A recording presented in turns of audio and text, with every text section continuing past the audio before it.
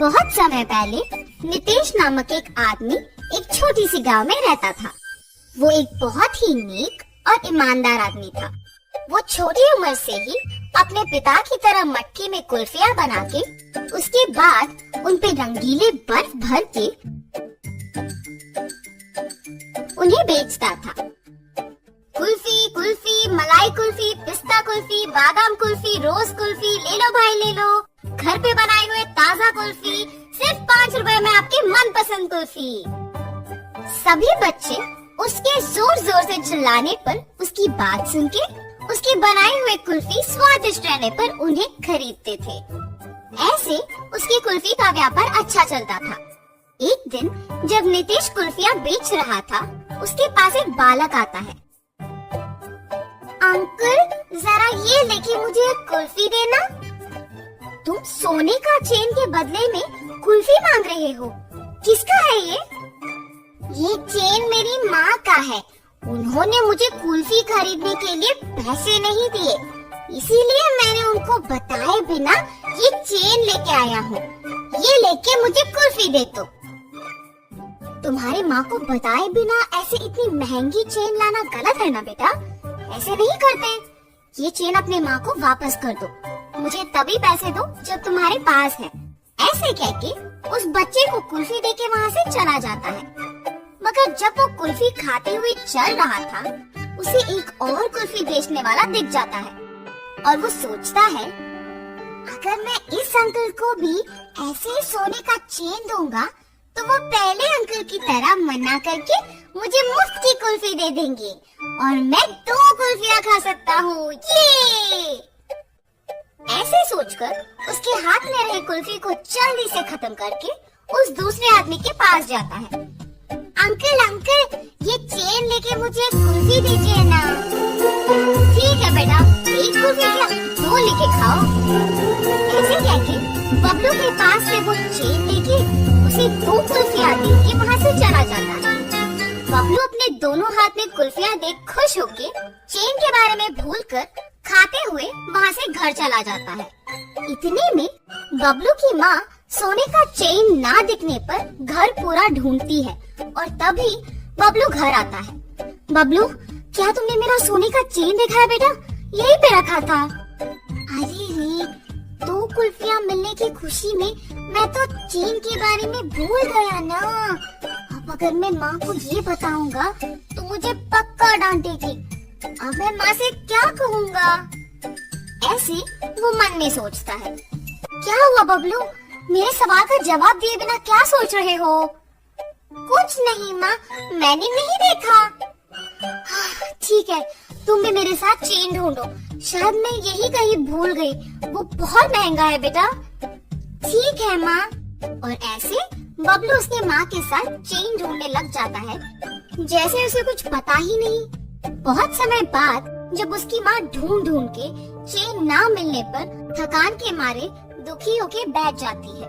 बबलू उसकी माँ को दुखी देख सोचता है, उस चेन के खो जाने पर ही माँ दुखी है। मैं माँ को दुखी नहीं देख सकता, चाहे कुछ भी हो जाए, मैं माँ को सच बता दूंगा। ऐसे अपनी माँ के पास जाता है और कहता है, माँ, आपके डांटने के डर से मैं सच नहीं बता पाया। मैं कुछ नहीं कहूँगी बेटा, सच क्या है? माँ, आपने कुल्फी खरीदने के लिए पैसे नहीं दिए ना, तो मैंने आपके सोने के चेन लेके कुल्फी वाले को देकर उससे कुल्फी लिया। 5 रुपए की कुल्फी के बदले में तुमने इतना महंगा चेन दे दिया। ऐसे करना गलत है बबलू, ऐसे फिर कभी मत करना। उस कुल्फी वाले को पहचान सकोगे? हाँ माँ, पहचान पाऊंगा।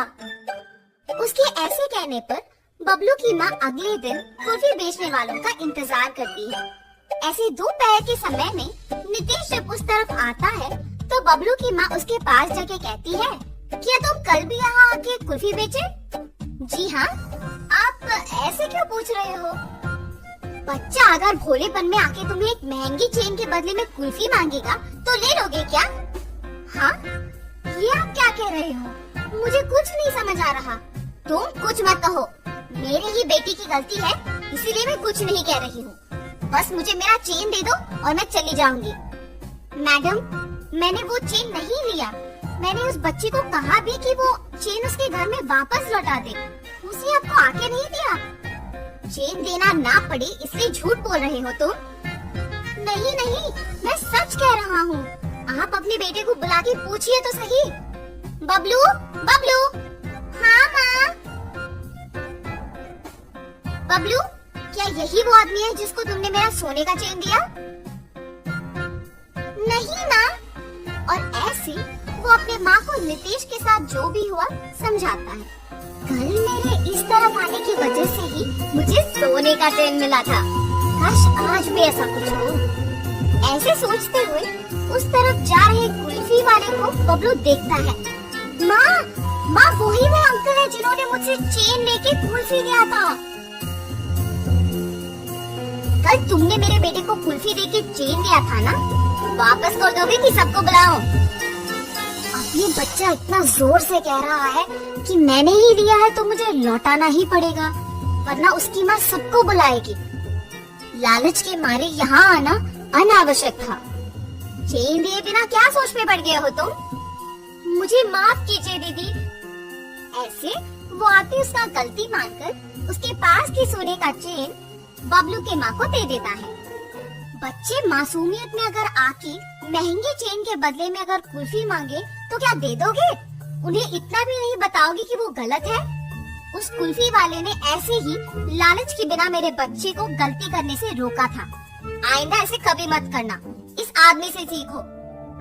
मुझे माफ कीजिए भाई साहब, मैंने आपकी गलती के बिना आपको निंदित किया। कोई बात नहीं जी, मुझे बस खुशी है कि आपको आपकी चेन मिल गई। बेटा ऐसे कभी मत करना।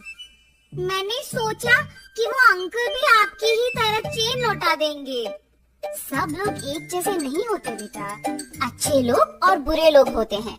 इसीलिए घर में अपने माँ बाप को बताए बिना कुछ नहीं करना चाहिए। आगे से ऐसे नहीं करूँगा अंकल। ऐसे कहकर खुशी से अपनी माँ के साथ वहाँ से चला जाता है।